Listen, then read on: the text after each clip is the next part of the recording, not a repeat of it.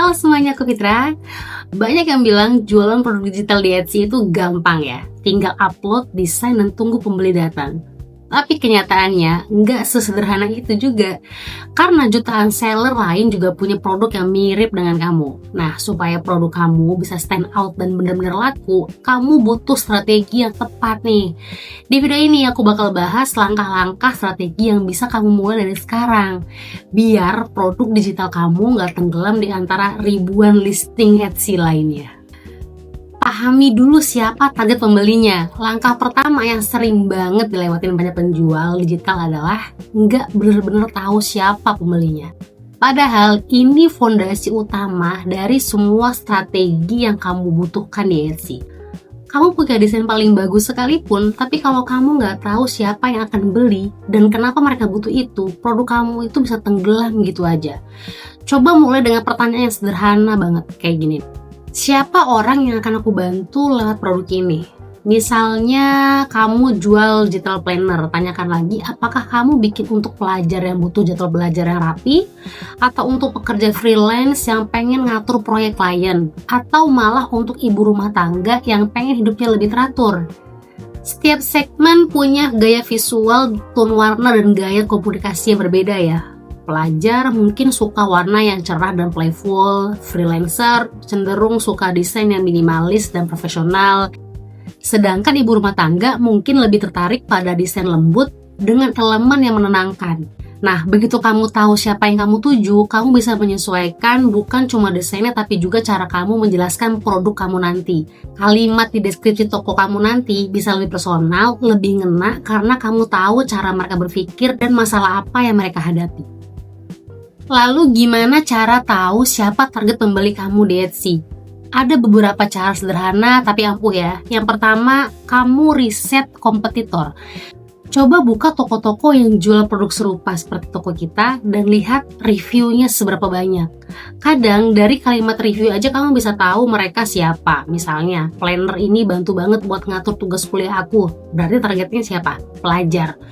Atau cocok banget buat aku yang kerja-kerja dari rumah, artinya pembeli kamu adalah pekerja remote. Kedua, perhatikan gaya foto dan copywriting toko yang sukses. Kalau kamu lihat mereka pakai bahasa santai dan warnanya cerah, mungkin targetnya anak muda. Kalau pakai formal dan profesional, mungkin targetnya pekerja kantoran atau desainer. Semua sinyal itu bisa bantu kamu menyusun strategi konten toko kamu sendiri. Dan yang terakhir, jangan takut untuk sempitin target. Banyak orang berpikir kalau targetnya makin luas, peluang makin besar. Padahal kebalikannya. Di Etsy, yang menang adalah toko yang lebih spesifik. Toko yang jelas menjawab kebutuhan satu kelompok pembeli dengan sangat baik. Misalnya bukan cuma nulis CV, tapi kamu buat CV Fresh Graduate Design Graphic, misalnya gitu.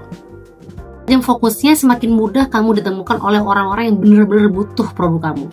Jadi ingat, sebelum kamu desain apapun, sebelum mikirin SEO, bahkan sebelum upload produk pertama kamu, luangkan waktu kamu untuk benar-benar kenal siapa pembeli kamu.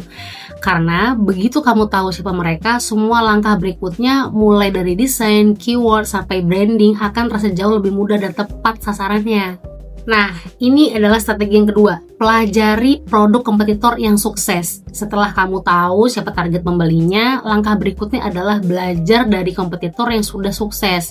Bukan untuk meniru ya, tapi untuk membaca pola yang berhasil. Karena setiap toko yang laris di Etsy itu pasti punya pola, entah dari cara mereka menulis, menyajikan produk, atau konsisten membangun citra toko. Dan tugas kamu adalah menangkap pola itu lalu menyesuaikannya dengan cara dan identitas kamu sendiri ya, ciri khas kamu sendiri. Sekarang coba bayangin kamu buka Etsy dan cari produk yang mirip dengan yang kamu jual. Misalnya kamu jual digital wall art. Ketika kata kunci minimalis wall art printable, lalu lihat hasilnya. Scroll ke bawah dan perhatikan toko mana yang punya best seller tag, banyak review dan ratingnya tinggi. Itu tandanya mereka udah menemukan formula yang berhasil. Nah, dari situ kamu bisa mulai riset sederhana. Pertama, amati gaya visualnya. Lihat bagaimana mereka menampilkan produk di mock-up, apakah simple dan bersih ataukah warnanya dekoratif dan segala macam. Coba perhatikan juga urutan foto. Foto pertama biasanya paling menarik perhatian, dan foto berikutnya menjelaskan detail-detail produk. Kamu bisa belajar cara mereka bercerita lewat visual. Lalu, kamu juga bisa pelajari judul dan deskripsi produknya. Judul di Etsy bukan cuma untuk menarik pembeli ya, tapi juga untuk optimasi pencarian di SEO. Seller yang pintar biasanya sudah menulis judul yang padat, kata kunci tapi tetap mudah dibaca. Contohnya bukan cuma digital planner, tapi annotated minimalist planner, productivity printable, size untuk ukuran kertasnya. Dari judul itu aja nih, kamu bisa belajar dua hal. Pertama, mereka menargetkan kata kunci populer, dan kedua, mereka memberitahu pembeli spesifik penting di awal. Deskripsi juga jangan di-skip. Perhatikan bagaimana mereka menjelaskan produk, apakah dengan bahasa hangat dan mengalir atau kaku dan informatif. Toko-toko besar biasanya tahu cara menulis deskripsi yang ngajak ngobrol, bukan cuma ngasih informasi. Lalu, kamu bisa lihat bagaimana mereka mengemas toko secara keseluruhan. Mulai dari banner, foto profile, bio, sampai cara mereka menjawab pertanyaan pelanggan. Apakah toko itu punya warna khas, gaya foto konsisten, atau tone tertentu. Hal-hal ini menciptakan brand experience yang bikin pembeli percaya dan nyaman. Kamu bisa catat elemen apa yang bikin toko itu terasa profesional, atau adaptasikan versi kamu sendiri dengan ciri khas kamu sendiri. Yang gak kalah penting, baca review pelanggan mereka. Bagian ini sering banget diabaikan, padahal ini sumber insight paling jujur. Dari review, kamu bisa tahu apa yang disukai pembeli, warnanya, sesuai gambar dengan printing, atau yang kurang, filenya agak besar, atau butuh versi lain. Gunakan review itu untuk bikin produk kamu lebih baik dari kompetitor. Kamu udah dapat kunci satu nih. Kalau kamu tahu apa yang mereka belum lakukan, kamu bisa isi celah itu. Itu namanya smart positioning. Ingat ya, riset kompetitor itu bukan berarti kamu harus jadi duplikat orang lain atau toko tersebut. Tujuannya adalah melihat apa yang berhasil, lalu mengembangkan versi yang lebih kuat, lebih khas, dan lebih bernilai.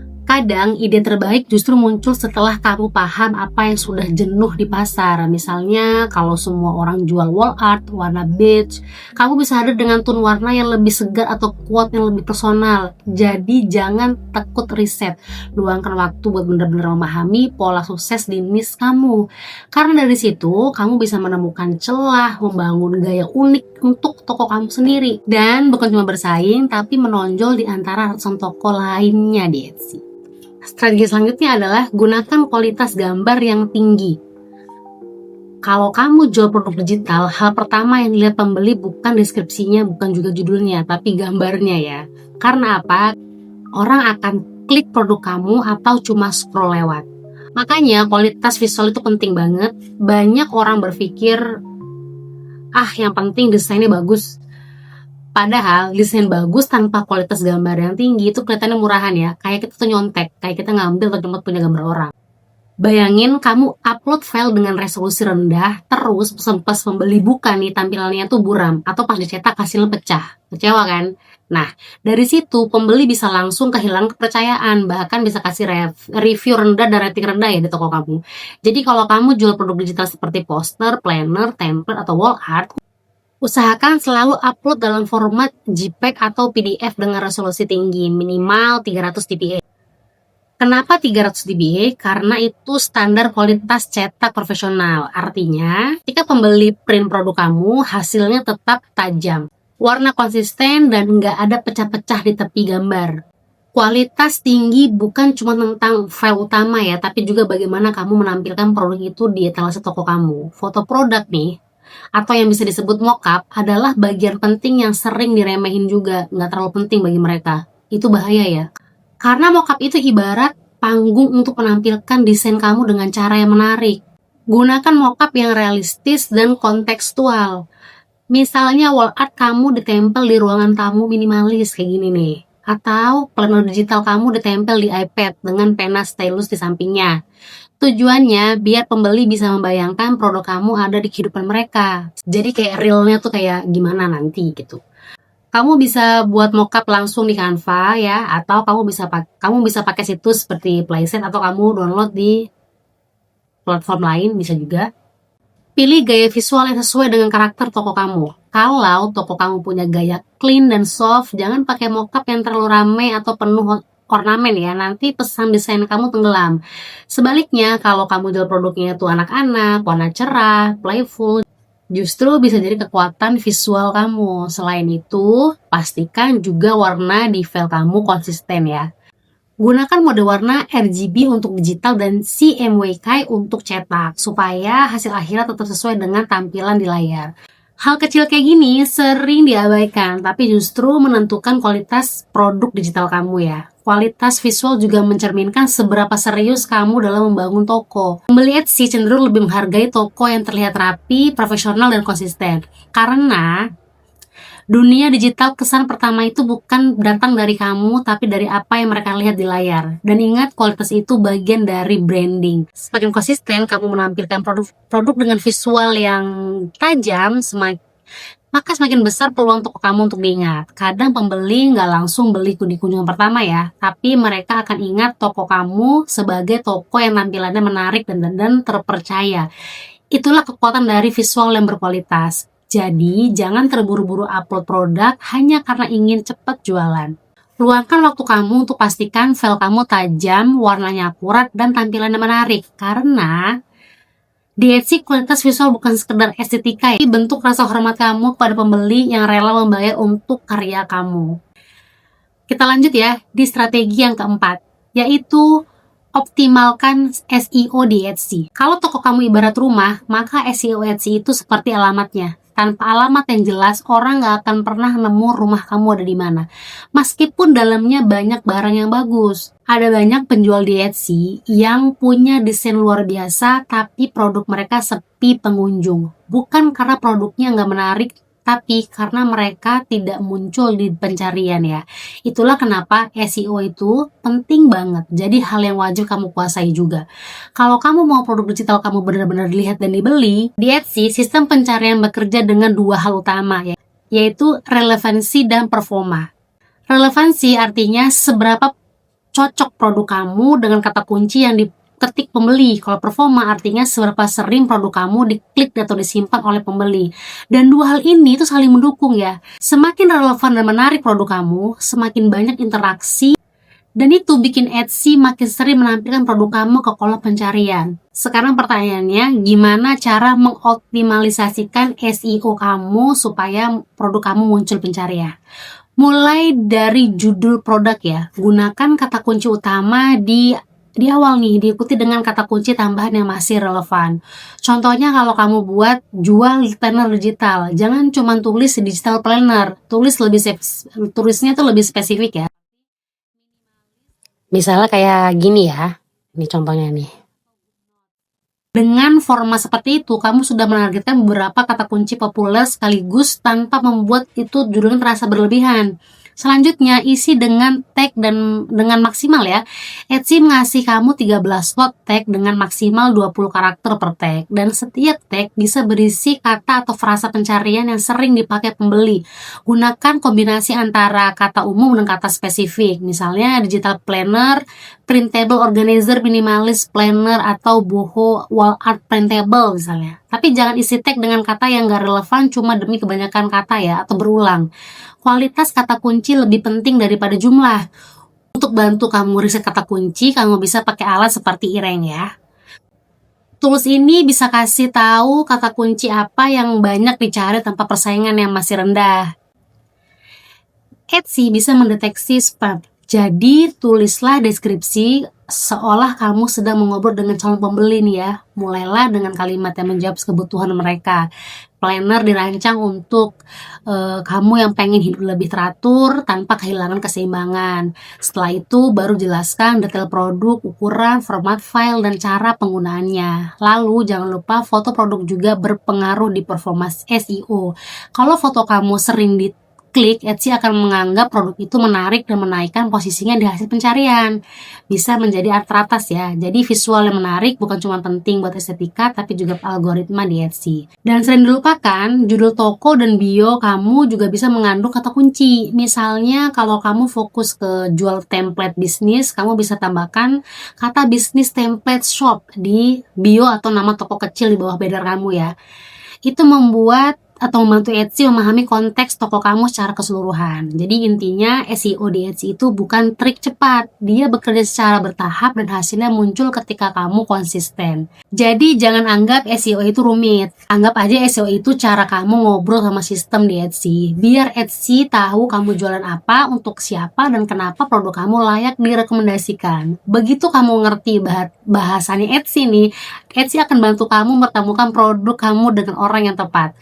Strategi yang kelima adalah optimalkan visual branding toko kamu. Banyak yang fokus cuma bikin produk bagus, tapi lupa kalau tampilan toko juga bagian dari strategi jualan. Di Etsy tampilan visual adalah hal pertama yang dilihat pembeli. Jadi pastikan etalase toko kamu terlihat profesional, konsisten ya, dan menarik. Gunakan foto mockup yang realistis dan berkualitas tinggi.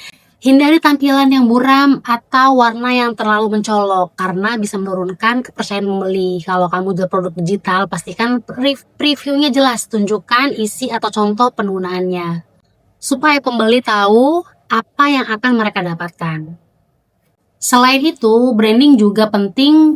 Gunakan tone warna atau font dan gaya desain yang konsisten di semua produk kamu. Kalau pembeli bisa langsung mengenali gaya kamu, itu artinya kamu sudah punya personal branding yang kuat. Misalnya, kalau kamu fokus niche-nya itu minimalis, pastikan semua desain kamu punya nuansa bersih dan rapi. Tapi kalau kamu lebih gaya lucu atau colorful, kan itu juga di banner dan foto profil toko.